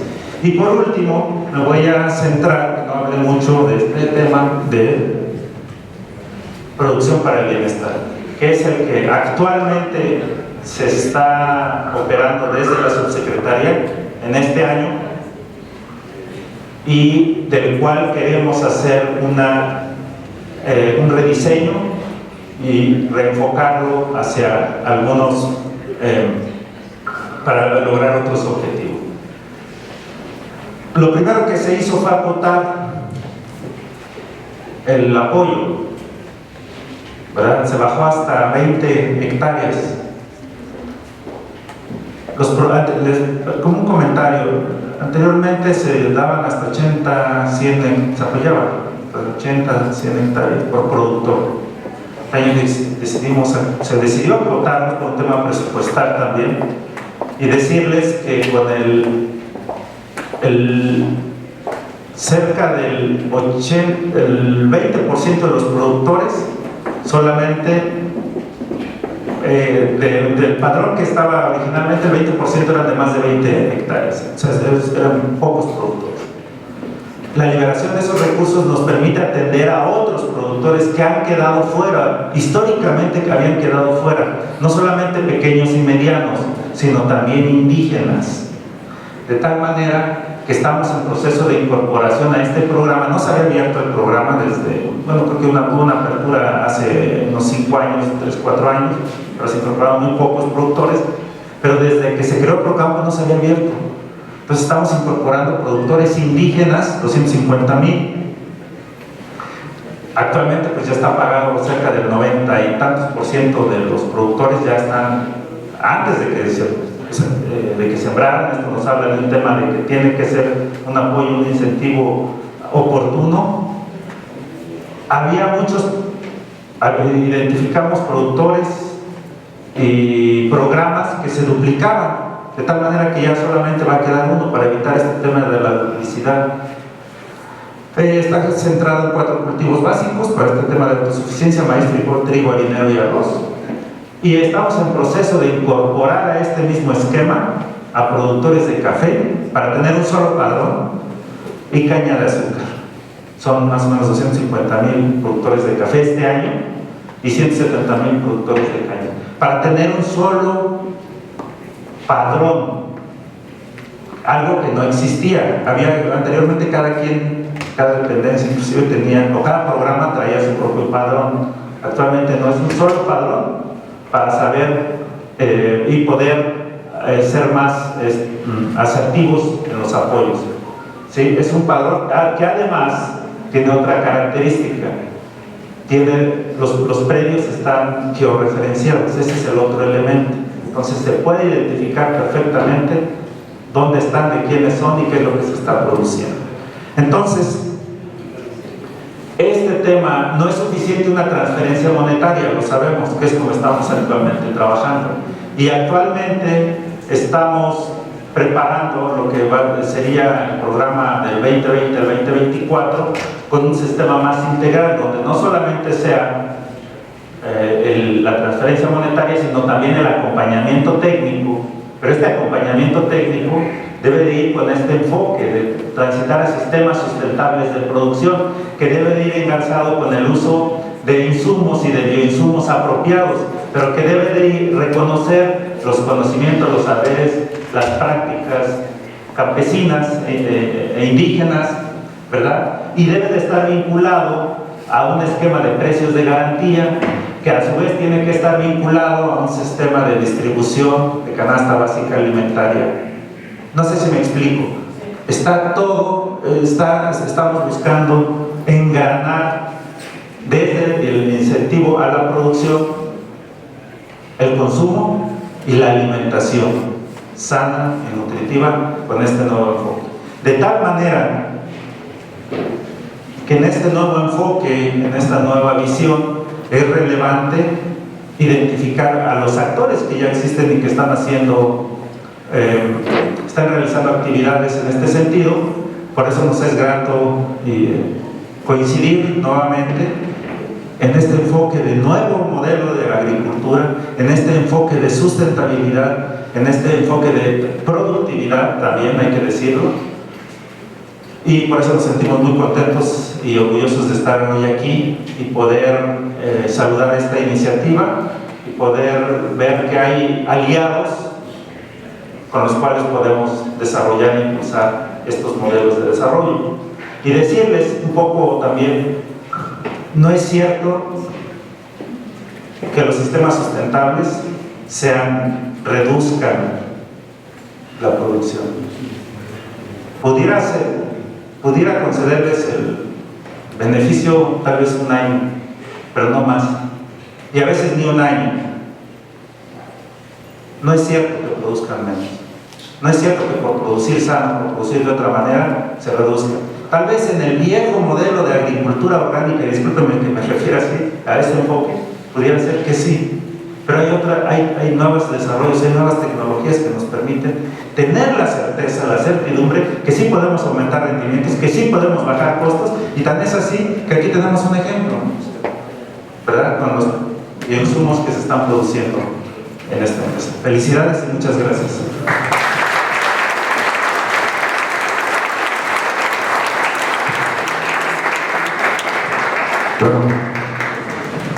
Bueno, pues muy bien, agradeciendo aquí a las tres intervenciones. Yo creo que el panel es un panel de discusión, y obviamente de la discusión viene el aprendizaje, y obviamente es una mezcla de opiniones, y el tema es sustentabilidad y rentabilidad, y creo que estoy de acuerdo, es una palabra que no palabras que no deberían ser antagónicas, deberían de coincidir, y ese es creo que el reto. Y pues se trata de hacer un poquito de discusión de los temas que hoy comentamos, y desde luego también fomentar la participación aquí del público. Y pues abusando del derecho que tengo con el micrófono, voy a lanzar la primera para calentar motores. Me gustaría entender, creo que las conclusiones que hoy generamos entre todos fueron muy interesantes, ¿no? O sea, al final de cuentas, la productividad se puso mucho más complicada su significado. que productividad hay que ser rentable, sustentable, eficiente, hay que calidad, responsabilidades sociales, ambientales y todo lo que se va sumando, ¿no? También estoy muy de acuerdo que tenemos que hacer más con menos, o sea, necesitamos producir en menos espacio, con menos recursos, con mejor aprovechamiento de los recursos. Y desde luego también estoy muy de acuerdo que la investigación aplicada es uno de los recursos que nos va a ayudar a resolver muchas de estas broncas. Entonces, teniendo todas estas conclusiones, a mí me gustaría preguntar el rol del empresario agropecuario en esta tarea. Porque siento que mucho del avance que se ha dado en un futuro, digo en un pasado y hacia el futuro, pues tiene mucho que ver la inversión precisamente como empresas como Agribes, los mismos productores que le han invertido a esta investigación. Entonces me gustaría escuchar su opinión sobre el rol que tiene la mentalidad, el concepto agroempresarial en hacer un campo rentable y sustentable. ¿Quién quiere empezar? Gracias, Eli. Pues yo creo que aquí hay un tema donde lo comentábamos ahorita y creo que coincidimos. O sea, si vamos a hablar de producir alimentos o de estar en el mercado, no podemos dejar por fuera un tema de sustentabilidad. O sea, el que quiera estar realmente en los mercados y participar dentro del sector, vamos a decir, de producción de alimentos, el tema de sustentabilidad no puede estar desligado de ese punto. El otro tema es el tema de certificaciones de calidad e inocuidad. Y aquí sucede algo muy curioso. O sea, si vemos un poco la evolución del sector agropecuario, o sea, yo no veo un productor ahorita exitoso que no tenga certificaciones de calidad e inocuidad, incluyendo temas incluso ya de responsabilidad social. Y responsabilidad social estamos hablando de sustentabilidad, estamos hablando del tema del trato hacia los trabajadores, todo el tema de cumplimiento de obligaciones también sociales y ambientales. Y sucede algo muy curioso, o sea, ¿quién es el que ha venido a influir cada vez más en este tema de una reconversión? No hablo de cultivos, de una reconversión de mentalidad de los productores, pues han sido los propios mercados. Y quien no esté de alguna manera inmerso en esos temas de sustentabilidad, certificaciones de calidad y inocuidad, de eficiencia en el tema, no va a estar dentro del mercado. Y yo creo que a través del tiempo ha habido un filtro, vamos a llamar así, una depuración de muchos productores, primero los que no innovaron, los que no se atrevieron a dar el salto a la innovación, a la tecnología, a la mecanización. Yo vengo de un estado donde me tocó ver una reconversión total. En Hermosillo, por ejemplo, se sembraban 130,000 hectáreas y el binomio era trigo, algodón, trigo, algodón, trigo, algodón. 130,000 hectáreas. Hoy en día hay 30,000 hectáreas dedicadas, ya no se siembran granos. ¿Por qué? Porque es un tema de eficiencia de agua. Y todo está presurizado. O sea, es una actividad hortofrutícola. Hoy en día se plantan o se siembran o hay establecidas, no 130,000, son 30,000 hectáreas nada más, pero son 30,000 hectáreas que generan un valor de la producción agrícola 5 veces mayor a lo que se generaba antes, que están generando empleos mucho más de los que se generaban anteriormente. Entonces tenemos que estar inmersos. ¿Cuál es el rol del empresario? El rol del empresario es, si quiere estar en el mercado, tiene que ser un productor sustentable, tiene que estar metido en proyectos y en procesos de sustentabilidad, de uso eficiente del agua, del uso eficiente de los recursos naturales. Y el tema de las certificaciones de calidad y inocuidad creo que es un tema que no puede dejar un productor si quiere seguir en este negocio. ¿Alguien quiere sumar?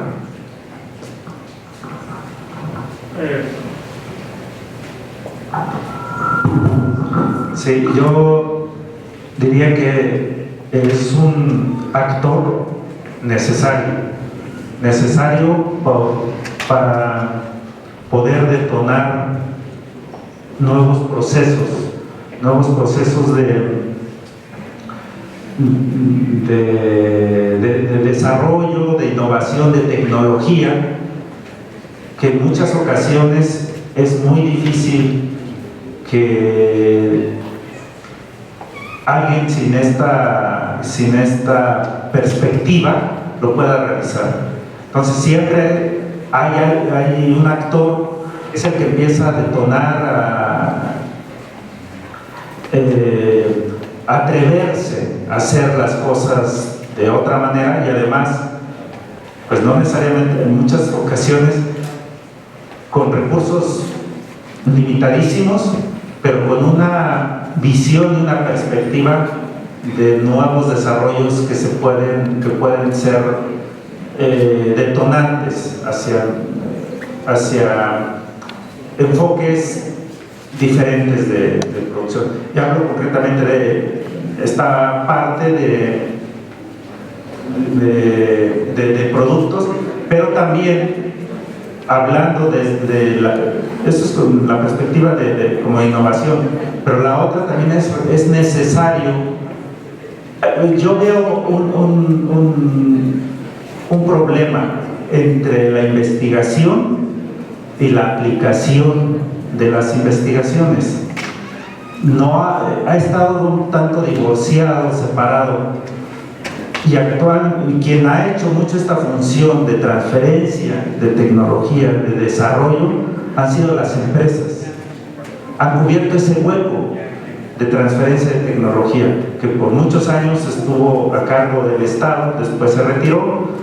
Entonces, a eso me refiero, por un tema de innovación y por otro tema de transferencia tecnológica. Consideramos que es necesario que existan y que se sigan multiplicando. Bueno, mira, este tema yo creo que es un término en el campo, y en muchos lugares es un término, y hoy en día más, sobre todo en este contexto, hablar de empresario a veces hablar de un ogro así, malo, ¿no? Yo creo que lo primero es que el empresario tiene que demostrar que no es lo que todo el mundo le dice al empresario, que es aquel que nada más está para explotar los recursos, para ganar, y que no se diga, que no tiene representación, bla, bla, bla, bla. Entonces tiene un rol muy importante. Ahorita es defenderse, porque ahorita está siendo sujeto de 1000 cosas, ¿no? Yo vengo de una universidad donde todavía hablar de empresario es hablar de algo, por definición, malo. Y bueno, de ahí salen los agrónomos, salen 1200 agrónomos cada año. Y se le está diciendo siempre, oye, eso de ser empresario es malo, ¿eh? Entonces, yo digo que el rol primero, los que ya son empresarios, pues que sigan innovando y sigan demostrando de que al final son los responsables de darle empleo a la mitad de la población económicamente activa de este país, pues seguir generando empleos. O sea, siempre cuando estás en la administración pública, en la universidad, piensas que la gente, todo el mundo trabaja en el gobierno, pero si ustedes analizan los datos de la ocupación y empleo de este país, el 50% de los que trabajan en una empresa, en un negocio. Entonces, ¿cuál es su rol? Pues seguir dando empleo. Y además son donde vienen los impuestos, por las propuestas políticas, ¿no? De ahí vienen, no vienen de otro lado. Entonces, su rol tiene que seguir siendo generando empleo y riqueza. Y pues ahorita tiene una situación muy complicada, muy difícil, ¿sí? Muy complicada. Y la otra cosa, tú hablas del rol del empresario, ya que también hay otra categoría que es el de emprendedor. Y a veces un emprendedor es muy mal empresario. A veces emprende, consigue buenas ideas. Cuando era de operarlas, es donde... Y eso a veces lo que hacen mucho aquí, básicamente la virtud de estos hombres es ser empresarios. Y si rodean de emprendedores, pues están ganando ideas por todos lados, ¿no? Que tienen buenas ideas, pero no saben cómo aterrizarlas, cómo implementarlas, ¿no? ¿Sí? Entonces, yo digo que un empresario debe ser aquel también que tenga la capacidad de identificar emprendedores que tengan buenas ideas valiosas, diciendo, oye, tu idea es buena, ¿sí? Es buena tu idea, vamos a operativizarla y llevarla a cabo. Entonces, hoy más que nada es fundamental. Y yo para mí me digo el empresario tiene dos niveles, el empresario y el individual, y aquel que hace empresa, digamos, colectiva. Alguna vez le preguntaban a Muhammad Yunus, que es el Premio Nobel de la Paz. Él decía que el gran problema de la sociedad actual es que nomás hay un tipo de empresa, decían, y le decía al entrevistador Oppenheimer, dice, ¿cuántas empresas hay? Dice, pues actualmente nomás hay empresas que Él dice mercantiles, dice, ¿no? Dice, ¿y hay otras? Dice, sí, hace falta un tipo de empresa que se llama empresa social. Dice, ¿y eso qué es? Es aquella que no gana ni pierde. Que no gana ni pierde, ¿eh? Entonces, muchos pequeños productores que para mí son empresarios, o sea, si tú vas a la definición clásica de la microeconomía, que un empresario es el que conjuga tierra, trabajo y capital para producir un bien y servicio, pues muchos de los que llamamos pequeños productores son empresarios, chiquititos, están tomando riesgos, están tomando decisiones, están contratando mano de obra, están articulándose al mercado para comprar, para vender. Es un empresario, nomás que nos da miedo llamarlo así, ¿sí? Entonces, yo sí quisiera reivindicar ese término de empresario, ¿sí? Y el papel del empresario hoy en día es decir, ¿qué es un empresario? Y tenemos una noción equivocada, errónea de lo que es un empresario. Pensamos que es aquel pues, que está nada más para estar explotando y está para no pagar impuestos. Y ese tipo de cosas no le hacen bien al país, o sea, para nada bien. ¿Sí? Hay que reivindicarlo. Y necesitamos, diría Gabriel Said, hacen falta empresarios, creadores de empresarios. ¿Sí? Son los que generan empleo y los que generan impuestos. El pequeñito, el medianito, el grandote, el formal, el informal, es un rol fundamental. Muy bien, abrimos una pregunta al público para ser equitativos. Adelante, por favor. Primero que nada, una felicitación a Agribes, sin duda, por invitarnos, por dar la oportunidad a los 4 que están en el panel, 4 charlas sumamente interesantes. Hablar de congruencia de los proyectos fue muy interesante, las 4 vías para una agricultura próspera, productiva y que proteja además. Conocer más de detalle los programas del actual gobierno federal y nos queda muy claro cómo busca corregir ese desbalance, en algunos casos histórico, en otras ocasiones quizás olvidado o no atendido. Y por otra parte, este panorama que Luis Fernando nos dibuja y que ya hemos escuchado en alguna ocasión anterior, de la situación de México en el mundo de alguna forma, ¿no? Yo mi pregunta y de una manera mi preocupación es, creo que hay un tema, por ejemplo, el tema del desperdicio. Francia tiene una campaña muy fuerte para que el público compre zanahorias chuecas o compre diferentes tamaños de pepinos o de, ¿cómo se llama?, de pimientos, y no particularmente todos tienen que ser uniformes como que si fueran hechos con molde, ¿no? Entonces yo creo que hay un tema cultural de cómo nos alimentamos y creo que este mecanismo de circuitos cortos y mercados locales es muy interesante, y pues llegar al mercado y comprar lo que esté en buenas condiciones. Al final de cuentas hacemos una sopa juliana todo picado, ¿no? Para que queremos todo del mismo tamaño. Entonces de alguna forma es uno de los temas que por ahí en Francia creo que hay una campaña muy fuerte, y me lo enfocan como en el esquema del trato a los discapacitados, por así decirlo, ¿no? Por otra parte, el tema legal es donde yo abordaría mi pregunta. México se metió una serie de compromisos internacionales y estamos en ese mercado, OMC, tratados comerciales, 50 y algo más de 50 países con los que tenemos tratados comerciales.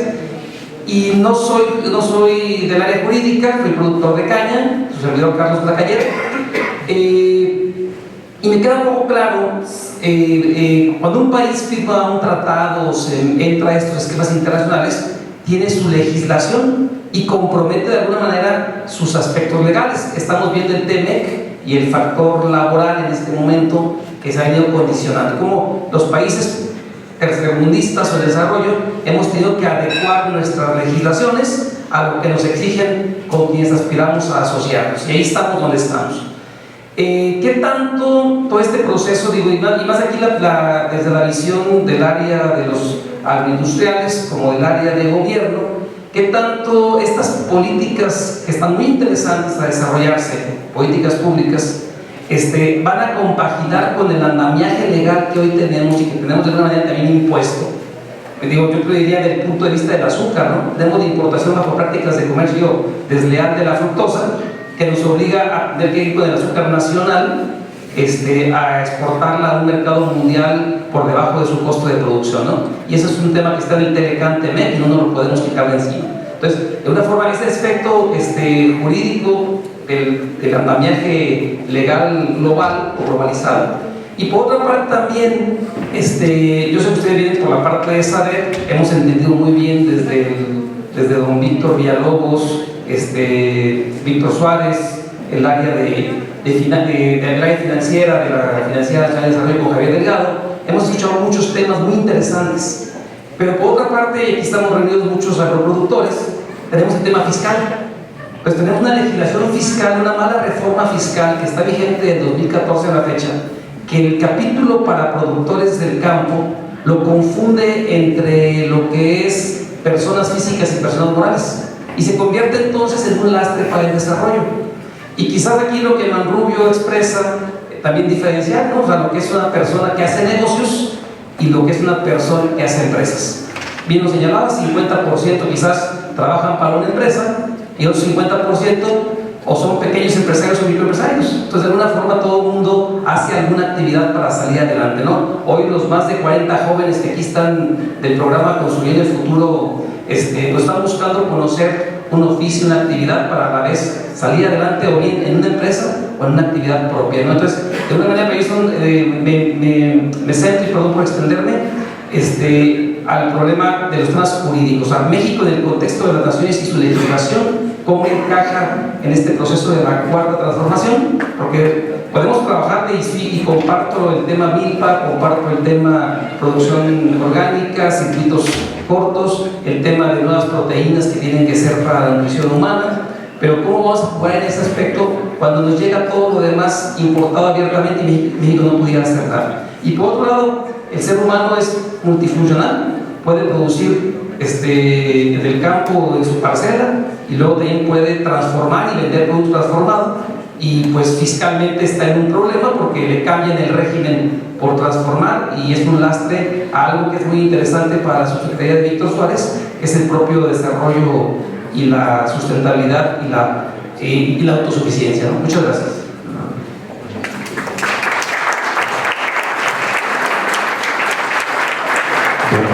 Pues creo que son como 5 preguntas. Igual nos turnamos ahí no sé quién quiera empezar a contestarlas. Pues me toca primero.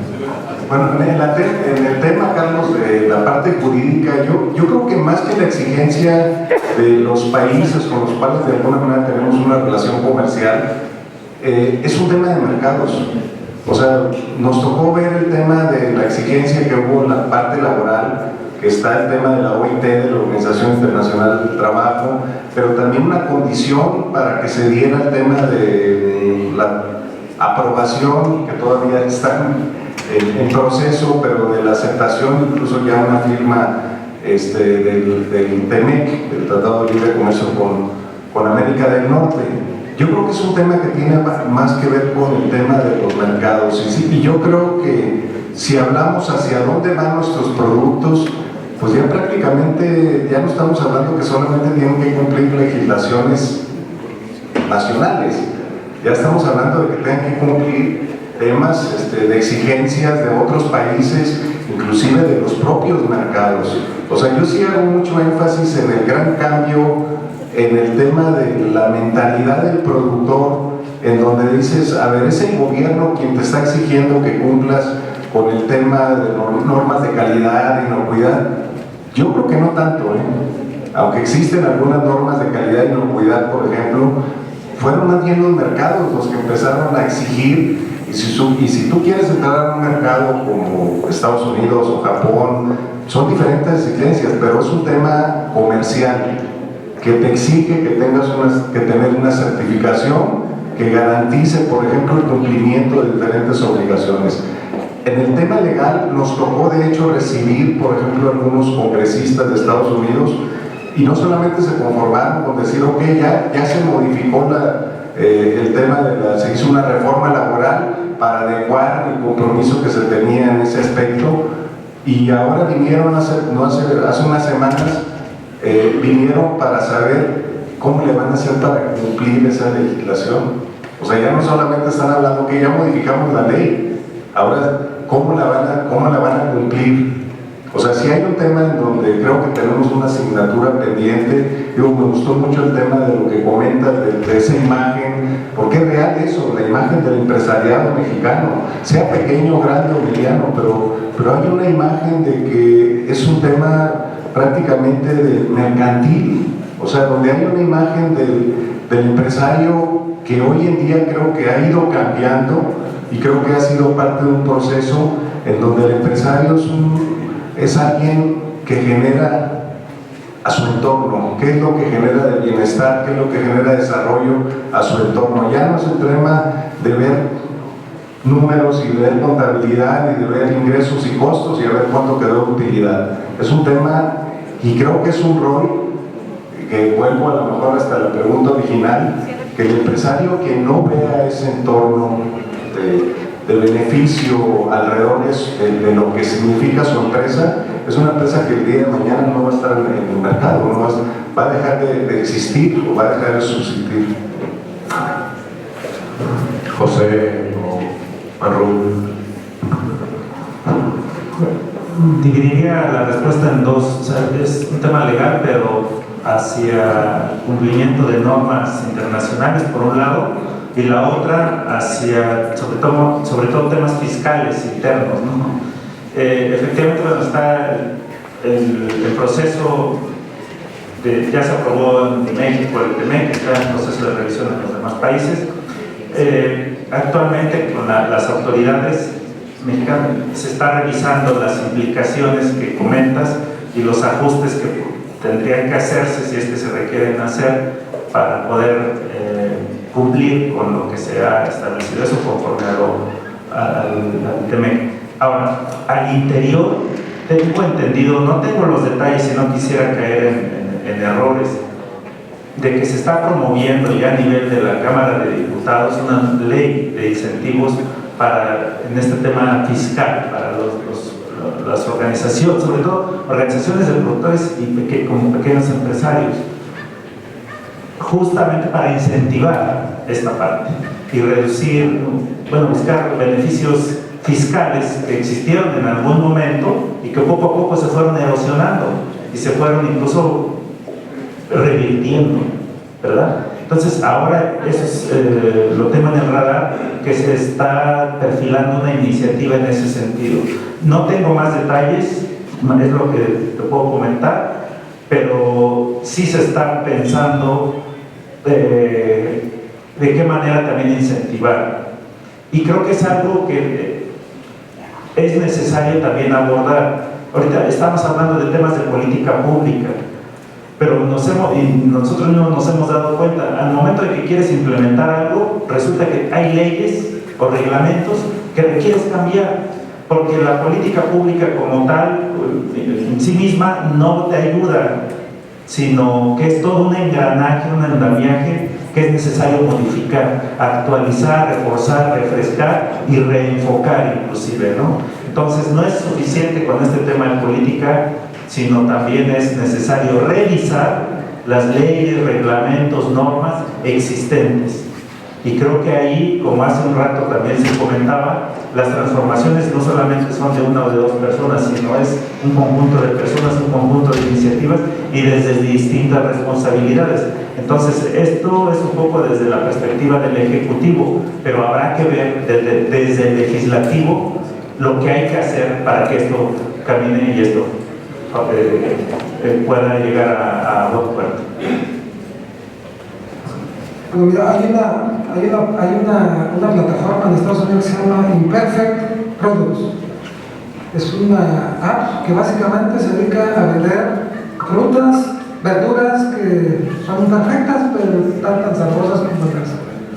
Y tiene un exitazo y las venden al 60% por debajo del precio convencional de un pimiento, una fresa, una guayaba, una manzana. Imperfect Products. Ya está ahí la plataforma, pegadas, y sí que vender eso que la gente no quiere. Pues esos estándares así de belleza en las frutas y verduras que han puesto, pues eso genera una enorme cantidad de desperdicio. Pero esa plataforma pues ya hay un modelo de negocio ahí bien interesante. Eso es un tema. El segundo, tiene razón cuando dice lo siguiente, yo a lo mejor me di. Cuando digo que la mitad de los mexicanos trabajan en empresas y negocios son establecidos, que pagan impuestos, que pagan seguro y todo eso. Pero el otro 40% trabaja en negocios informales, que no pagan impuestos, que están ahí, que la legislación, que lo fiscal, que la seguridad social, pues les inhiben poderse formalizar, ¿no? No hace mucho, por ejemplo, leí un trabajo bien interesante que se llama, ¿cómo se llama? Incentivos incentivos, quién sabe qué van a aprobar, decía. Y básicamente decía, el tema legal, fiscal y laboral es lo que impide que el otro 40% se formalice. Y es un tema que hay que revisar. Pero de hecho, el 90% de los mexicanos trabajan en un negocio formal e informal. O sea, depende de un empresario, en pocas palabras. Entonces, pues, darle patadas al empresario, darle patadas al empresario, pues muy sencillamente. ¿Sí? Solamente el 10% de los mexicanos trabajamos con el gobierno, finamos, en otros momentos trabajan con el negocio. Así de sencillo, ¿no? ¿Por qué la mitad está informal? Por un tema legal, fiscal y laboral. Y que hay que realizar para incentivar que entre. ¿Sí? Y una tercera cosa es lo legal. Yo a veces, digo, sé que acá ahorita el gobierno tiene la piel muy sensible y cualquier cosita luego reaccionan así. Y yo digo que nos hacemos malos, pues, o sea, digo, ya tenemos 55 años observando y algo aprende uno, así como también aprende. Pero, por ejemplo, yo no veo cómo se va a cuadrar este círculo de la autosuficiencia con la apertura comercial. O sea, no me cabe en la cabeza. O sea, yo no concibo cómo puede hablar de un esquema de autosuficiencia que una apertura comercial. No me cabe en la cabeza. Simplemente no veo cómo se puede ver. Es imposible. Hablan de autosuficiencia en maíz. ¿De qué maíz estamos hablando? Yo siempre pregunto, cuando hablan de maíz, díganme de qué maíz están hablando. Porque somos autosuficientes en maíz blanco. Pero ¿de dónde vamos a producir 14 millones de toneladas de maíz amarillo? ¿Tenemos las condiciones? ¿Lo podemos hacer? ¿Nos conviene ecológicamente, económicamente producirlas en este país? Tenemos el agua, las tierras. O sea, yo no me concibo cómo podemos, cuando vamos a ir los agricultores, ¿saben qué euro tienen que pagar el maíz si producen los paisanos maíz amarillo a un buen precio? Entonces, vamos a traerlo. O sea, ¿por qué está peleado el tema de la o sea, no, yo no concibo un país que pueda ser autárquico, autosuficiente al 100%, eso no existe, pues. Ahora, si el gobierno cree que se puede, pues yo nomás es que ahora quiero vivir nosotros 50 años que me quedan de vida para ver si es posible eso. Hasta, ya di mucho, ¿verdad? Bueno, si se puede producir, si se puede hacer autosuficiente, puedo vivir 150 años, ¿no? O sea, no lo veo. Y el tema legal, pues, o sea, quieran o no, tenemos un tratado de comercio y que este tratado que te van a firmar. ¿Y ustedes creen que los americanos van a ganar y dicen, oye, ya no me compras el maíz, las 14 cosas de toneladas de maíz amarillo, de soya, de forrajes? No lo veo. Y que alguien no lo aplique. Pues también yo creo que hay que ser realistas, pues, o sea, yo veo que eso. Es más, qué bueno que esas tierras, muchas tierras están abandonadas. Esas tendríamos que, como el programa Sembrando Vida nos plantea, reforestarlas y pagarle a la gente porque tenga ahí árboles por el resto de su vida, ¿por qué no? ¿Sí?